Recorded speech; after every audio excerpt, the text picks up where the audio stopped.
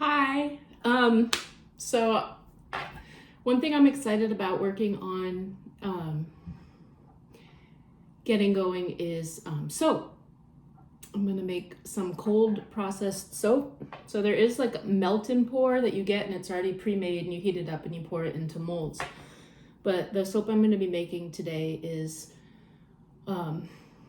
with oil ingredients, water ingredients. The water has lye in it, and you get them to around the same temperature and then blend them, and it emulsifies, and then it sits and it goes through a process of saponification where the lye actually changes its chemical properties so that it becomes non-toxic. The danger is in the actual making of the soap. It can be really bad to get it in your eyes, or I noticed that if I don't wear gloves, like by the end of it, even if I try not to get it on me when I'm washing the dishes afterwards, it really dries out my hands like a lot. So it's pretty heavy duty stuff. So I will be wearing goggles for that part and putting on gloves. But once it goes through the process of saponification, it changes its chemical composition, and so it becomes a really nice soap. The soap I'm using is a recipe I've used this past year. I got into making soap, and I've probably made it half dozen times for gifts, and then I sold some to the store that I was working at. So I want to try to get that going on the side. Eventually I want to open up an Etsy shop and sell some there, just as something. It's a hobby, and it's nice to have homemade bar soap, and it's also nice to have stuff around to give as gifts, kind of like last minute gifts. So today I'm going to be making an orange blossom soap. Very basic, a very basic recipe, and it's the kind of the foundational recipe that I used last year when I was making a bunch of different kinds of soap. It has castor oil in it, which makes for a really moisturizing and produces a lot of bubbles. So the feedback, before I ever sold it or tried to make money on it, I gave it out to a bunch of coworkers and asked for feedback, and it was very positive. So the one thing I noticed is that it lost its scent. I was using just essential oils, and it did lose its scent after a while, or it became very faint. So something that I've tried that will be new for me this time is I'm using fragrance oil. So essential oils are they're like simply extracted from the plants, but they don't have as much longevity. A natural fragrance oil is also extracted from the plants, but it's gone through a process that preserves the scent more. I don't know exactly about it. I did some online research to find out because I wanted to use all natural ingredients. The lye is kind of like the one thing that's like, but I found that fragrance oil kind of met the standards that I was going for, and hopefully the smell will be stronger and last a little longer. And the nice thing about orange blossom is it's not orange, which I did an orange vanilla that came out pretty cool, and an orange cedarwood that came out pretty cool. But I feel like sometimes orange can remind me of like cleaning supplies. So the orange blossom is very fragrant, aromatic, floral more. So I'm excited to use that. All right, let's get going.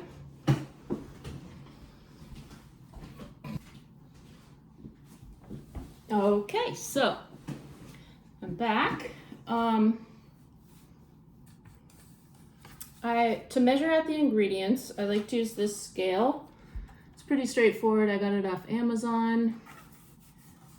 It's got like, tear and all that. And then I use this, we're gonna heat down the oil, melt the oil ingredients over a double boiler or like a pot of water, and then I'm gonna measure everything out in here. So I'm gonna put it on the scale and turn the scale on. But then once I add the bowl, it's gonna weigh the bowl. So I'm gonna press the tare button, and it's gonna bring it back to 0. So now this right here measures 0. The recipe originally called for olive oil, but I like to use a combination of almond oil. This is the almond oil that I use. And it calls for 450 grams. This tends to be a little more expensive than almond oil, so I think we'll do about half and half.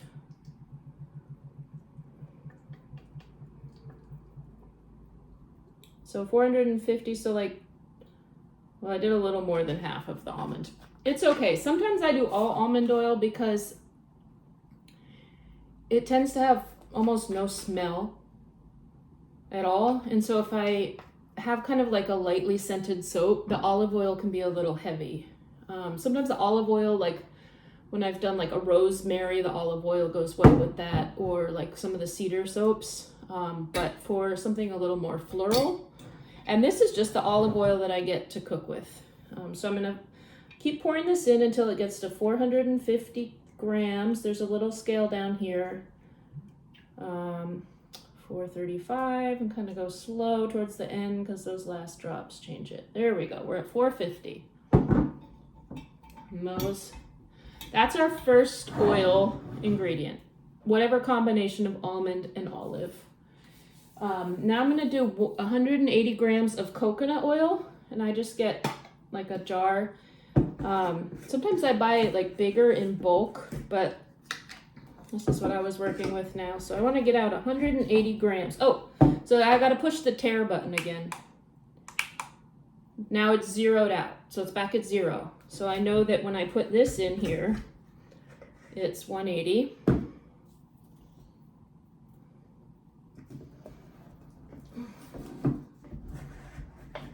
Of this coconut oil. Again, you can use like the kind that you get for cooking with. It's pretty, you can get it online, get it at a grocery store. All right, so now that's 180.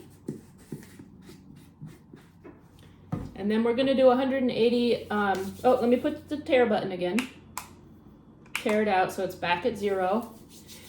And the nice thing is you get to moisturize in between. So now I'm gonna do 180 of shea butter. So this is what I was using, and I got it online.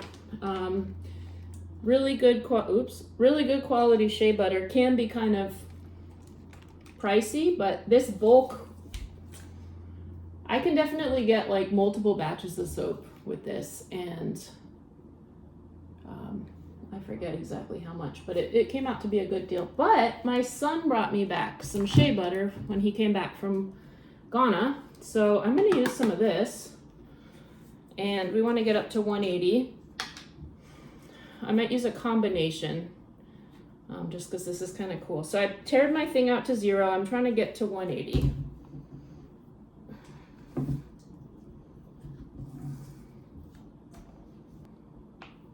And it's a little different. It's all a little different. It smells similar, but all right, so that's 180. That is, oh, no. And now we need 90 grams of castor oil. And that's what causes, helps create like a really good lather on the soap, like the bubbles, and makes it bubbly when you wash your hands. So I definitely like to add the castor oil. Not all the recipes that I looked at called for castor oil, but I like the one that I ended up working with because of the bubbles. It's really silky and it's moisturizing and it has a lot of bubbles. All right, let's see. So I tared my scale out again. I just used this big thing of castor oil. And then I'm gonna be pouring in its 90 grams of castor oil.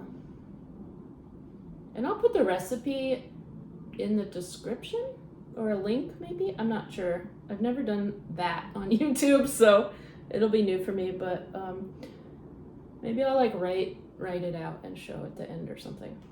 But all right, so we have 90 grams of castor oil. So So now I'm going to show you what that looks like in here before we put it on the double boiler. This is what the, so here we have our bowl of oil ingredients on the scale. And I'm going to heat them up on the stove and melt them all down. We want them to get to between 90 and 110 degrees. So I started a pan of water on the stove here just to get that boiling. And I'm going to take my bowl of oil ingredients and just put it right on top.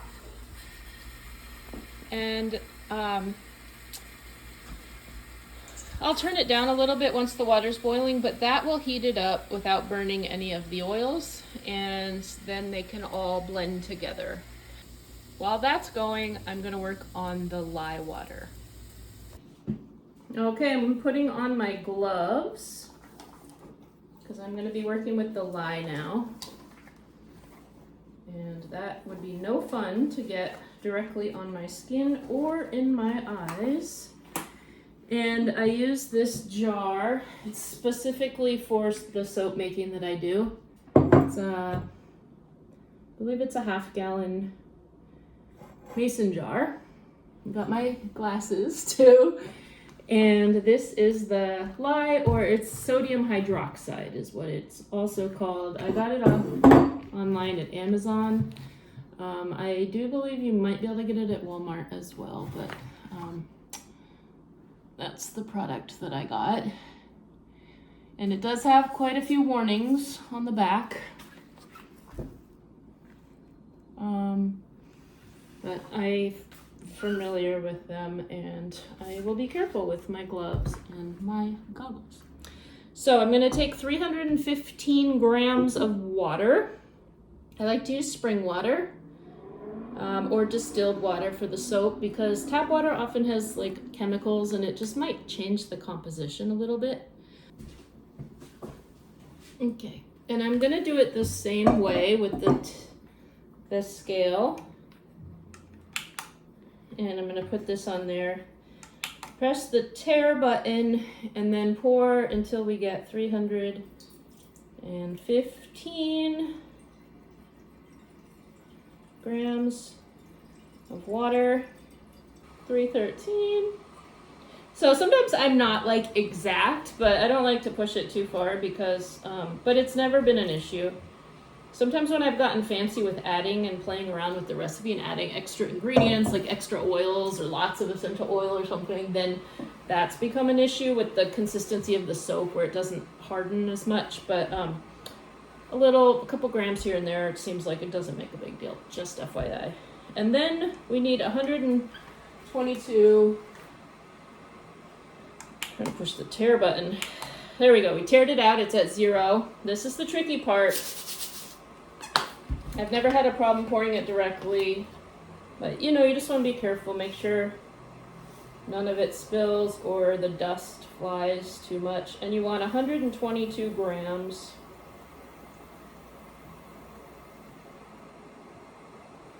There we go, I got to 125, I think it'll be okay. We put the lid back on. So now, and I do have a specific tool that I use. This can kind of clump up. So I like to, here we go. I like to stir it as quickly as possible.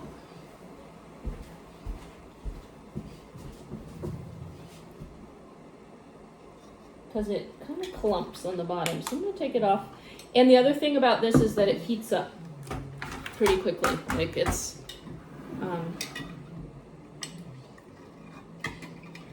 you might be able to see the glass is going to begin to fog up because this gets really hot. So actually this heats up and then you wait for it to cool. This also has to be between 90 and 110 degrees.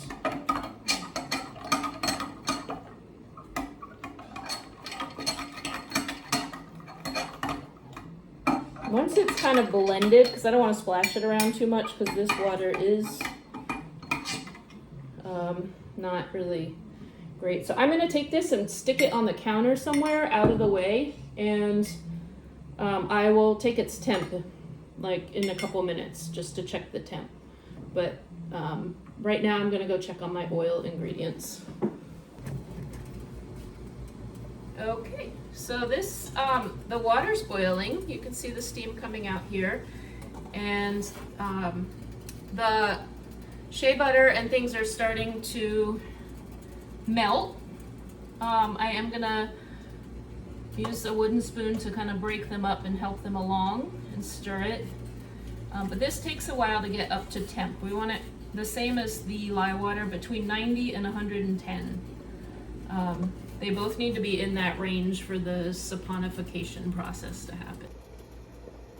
I'm going to use this thermometer to take the temp, and there's different modes. So there's a room temp, there's a surface temp, and a body temp. I like to use the body temp, and it says high. This is a body thermometer, but it works. It'll get down once it's in the proper range. It'll register. So it looks like it's getting there. Couple big chunks. I can help things along by breaking them up, or I can just let it do its thing. I have the lye water over here sitting, and I might take the temp of that just to see where that's at.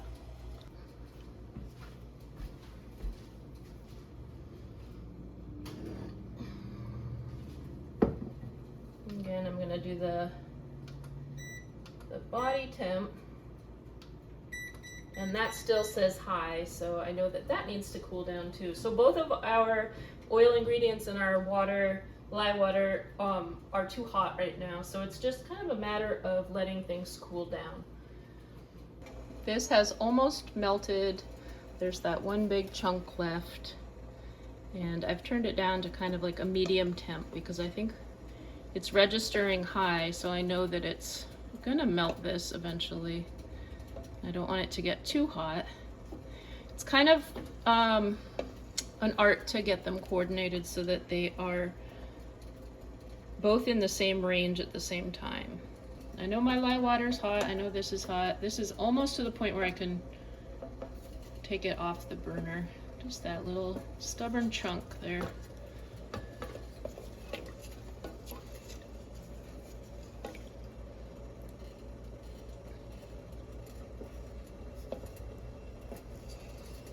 But that'll melt.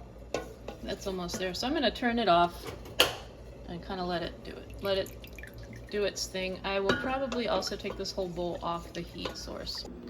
Okay, so I have my goggles on and my my gloves, and I have the lye water, and it's reading at 109. So I've been checking it for a while, and it's within the range. Sometimes it's 104 if I kind of stir it up a little. And then there is the bowl of oil, and that is at 99. So they're both within that range of 90 to 110. So what I use to blend them is an immersion blender. I actually got it to make soups, and now it's become primarily my soap making tool. I do want to keep the fragrance oil handy because I'll be adding that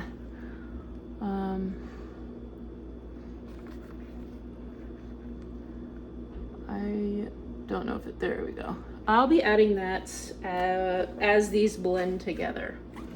So with my gloves and goggles on, I will pour. Make sure it's fully submerged so it's not splashing. So it emulsifies pretty quickly. It gets kind of frothy. It's not all the way emulsified, but it is a good time for me to add the fragrance oil, and I'm gonna add quite a bit. I'm not measuring it out, but I'm going to say maybe like 2 teaspoons worth, and that's probably good. So I'm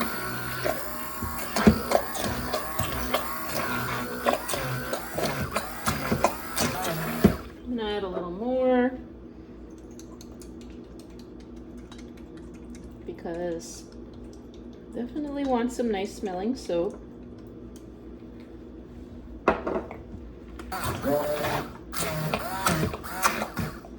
Okay, now what we're gonna do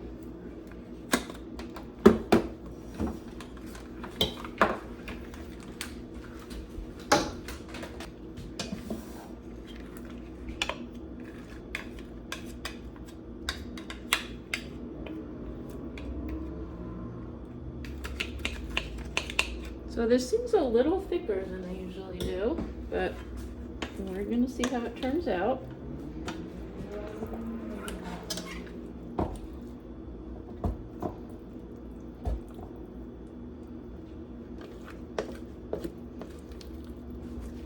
Normally I could pour it in.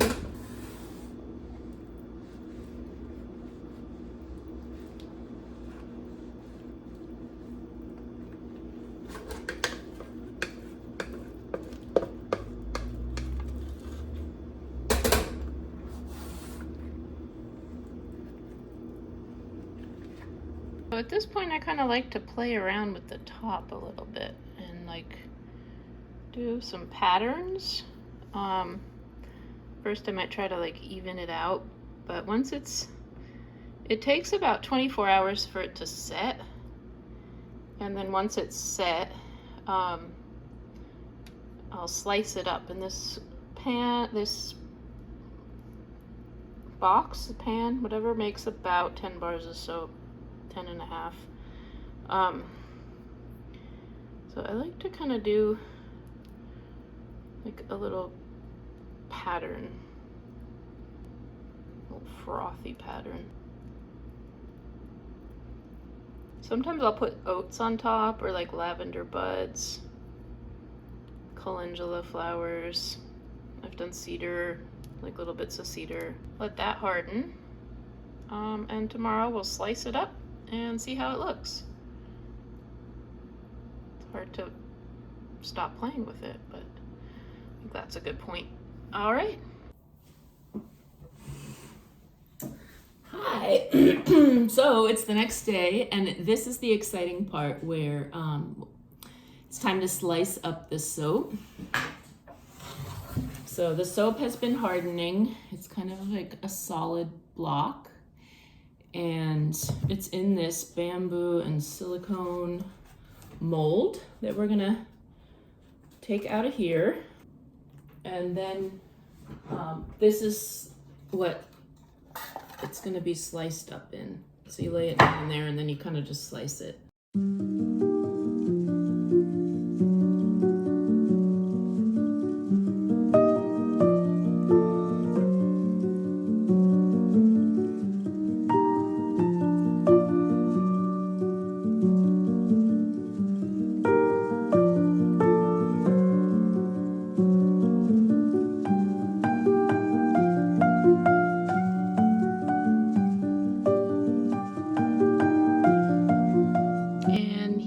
The finished product once it's all sliced and it's got its wrapper around it and its sticker.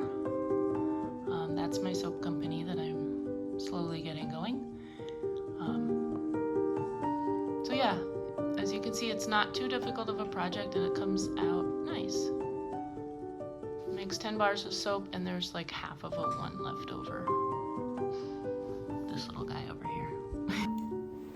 So that's the process of making a cold press shea butter soap, and it's nice to make it just like if you have a free hour or so, because it doesn't take that long to mix it up, and then once you have it, you can just slice it up and then have it ready for gifts on hand, or I will be getting an Etsy shop going, and I think I can go back and add the link to that when I actually do that. It might be in like a month or so, but that is my plan to get that going. So if you would like to get some of this soap, it does take 4 weeks to cure, so hopefully by the time it's ready, I will have that shop all set up. But it's kind of a nice project to work on because it can just kind of sit there once you've made it, and it does take 4 weeks to finish the saponification process, and harden. This soap is still a little bit of a buttery consistency, and so it's not completely finished that chemical process that it goes through. So hopefully that was helpful. It's a really good soap. It's a nice soap. It's kind of a dependable recipe. The consistency can vary a little bit. As you can see, it was a little thicker this time, so it made more of those air bubbles. But it's kind of cool looking, and each bar is unique. Each batch is unique. And so people looking for kind of like a nice quality homemade product, especially for a gift, it's something that I think people can use and appreciate, and doesn't turn out to be that much of a cost either to make or to purchase for a gift. So yeah, thanks for watching. If you feel like it, feel free to like and subscribe. I might have more. I have a whole bunch of stuff on my YouTube channel.